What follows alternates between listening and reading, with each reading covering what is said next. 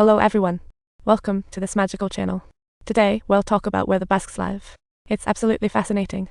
We're conducting a consumer survey and we want to know what medicines you'd give to your family, or maybe their toys. What do you give if they have a stomachache? That's a great question. Don't tell me you bought them gold bars. Tom tries not to grow up.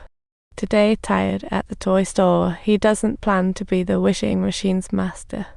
But dazzled by the colourful toys, Tom starts playing like there's no tomorrow, and the adults around look at him like he's lost his marble. He accidentally discovers the boss is here too.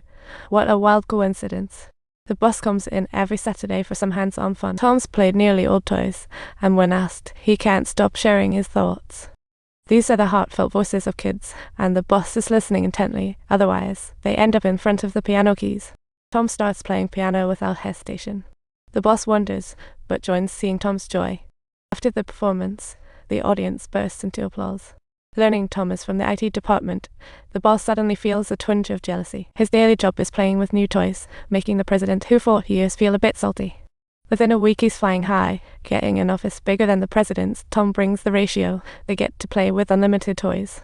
There's even a tea-serving lady, making the ratio envious, thinking, I want to grow up fast too. The company holds a meeting, and the president talks like a chattering duck, while Tom can't make sense of it all, busy with his toys. After the president has completed his lengthy speech, Tom surprisingly raises a devastating question. Clearly, he is indeed a little genius. Can we turn bugs into robots? Even Yao Ming can turn into a basketball. The atmosphere instantly skyrockets. The adults never thought of that, and Tom's suggestion leaves the president's feelings in turmoil, eyebrows furrowing. As the creative president, getting upstaged by a good star. That's gotta sting. The president decides to dig into Tom's background, but finds Zip, as if he just popped up out of thin air. Boss rewards Tom with a luxury apartment. He didn't buy a single piece of furniture. It's all toys galore. He and Billy party from dawn till dusk. Weekends are all about game day perfection. Tom keeps his mom in the loop. The toys become a hit, and at the celebration party, everyone shows up in black suits, looking all elite. While everyone chases fame and fortune, Tom feels like a prince with his extraordinary charm. He thinks everyone will envy him, but then gets mocked by the president. What a twist. Thankfully, the boss gets Tom's vibes. He secretly wants to wear a white tux too. What a mind meld. Recently, Susan's noticed Tom. She's genuinely curious about how he always comes up with brilliant ideas. He's a guy drinking milk at parties, so understanding. They decide to head home early together. Tom takes his first ride in a fancy car, curiously checking everything out, and he's just a typical kid, thrilled to bits. Susan reveals life is boring, and that invisible barrier between people can really hit deep. Susan plans to stay over tonight, and Tom is just confused. Walking in, Susan is shocked by all the toys. This place is anything but adult. Tom pulls her onto the trampoline. Who can resist a trampoline? Though Susan's a bit scared, she just wants to jump high. But with Tom leading the fun, she lets loose, and they go wild together until bedtime.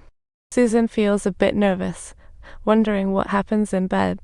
Tom just jumps on it, shock and awe. He gives her a glow-in-the-dark compass, guiding Dreamer safely through the night. Susan experiences a night of childhood wonder, feeling touchingly nostalgic as if she found something she lost long ago. Tom's on top of his work game, and last night he strolled with Susan, which makes people think something's going on between them.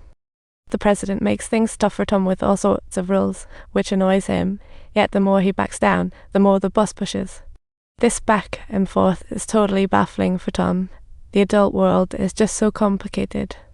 Susan isn't surprised. The competition among adults is as ironclad as it gets. Why are you so nice? Well, you know I'm super busy. Thanks for treating me like your rival. How do you do it? Tom's innocence once again heals Susan, who gives him a kiss, making him happy for the entire afternoon. He unintentionally moves closer to the boss, who's alone in the office, yet his smile never seems quite right. boss has had many wild ideas, but can't find a breakthrough, wondering how to revolutionize the kids' toy market. Surveys show that kids stop caring for toys after age 12. Toys wonder when they'll be tossed aside. Why not make it happen? You can't let the kids grow up. That 13-year-old boy wants a 13-year-old girl. Tom's about to hit the big 1-3. He celebrates with his best buddy Billy. It's a party extravaganza. Tom doesn't party all night, but knocks on Susan's door, and they play all day at the amusement park. Susan has paint on her cheek. Tom feels an urge to wipe it, mysterious feelings bubbling up. He truly grows up that night.